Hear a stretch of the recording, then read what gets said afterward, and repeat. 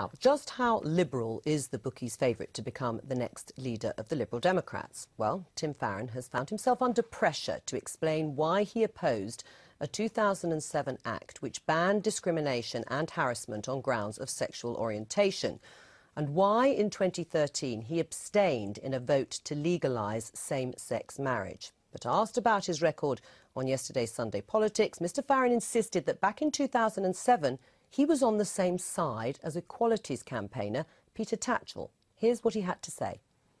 Well, why did you vote against the Equality Act on sexual orientation in 2007? Well, I mean, first of all, I'm in favour of that act. I was also, however, challenging, as many other Liberals did, and by the way, Peter Tatchell was on the same side as me, and many others were as well. I'm asking why you voted against it. Who thought that it is right that you stand up in favour of protecting minority rights in these circumstances. Well, that was Tim Farron. Peter Tatchell got in touch with us yesterday to complain that Tim Farron had misrepresented his views, and he joins me now. How were your views misrepresented? He said very clearly you were on the same side. Absolutely not. I supported the sexual orientation regulations, which gave legal protection to gay people against discrimination. Tim Farron voted against. And it's not the first time he's misquoted me in defence of his anti-gay voting record. Back in 2010, during the passage of the Equalities Act, Tim Farron was against giving the same obligations to religious organisations to not discriminate as everyone else. He wanted religious exemptions from the Equality Act. I did not, yet he quoted me as supporting his position. Why does he get that impression, then? If you say there is a pattern here, why is he getting the impression that you are on the same side when it comes to, in his mind, free speech, if you like? Well, free speech is a separate one, and maybe, to be charitable, Tim just got confused about different laws and different legislations.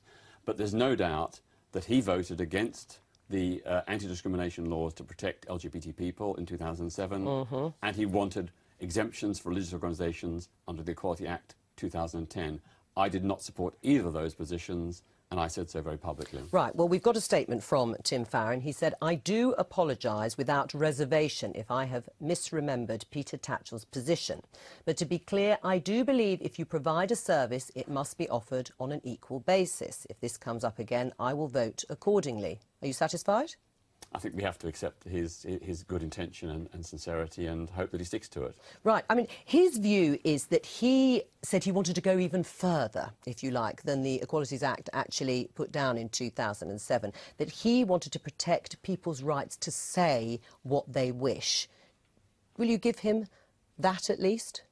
Well, that was not in the Equalities Act. No, because it was talking about goods and services, Exactly. wasn't it? It was about protecting gay people against discrimination in the provision of goods and services. Nothing about free speech or the right to dissent.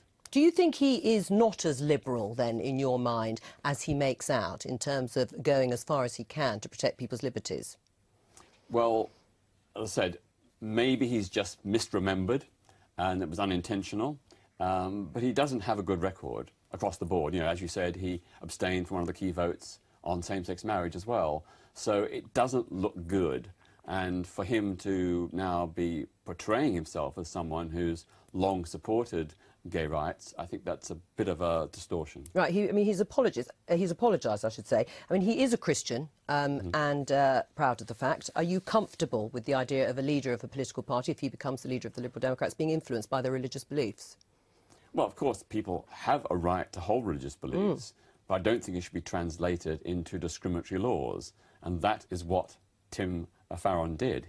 He voted Well, he says not, that wasn't the reason, but yes, that's what you believe. Yeah, but he's made this statement. I'm prepared to give him the benefit of the doubt and move on, but I want to see a really strong, clear commitment from him, not just the simple apology.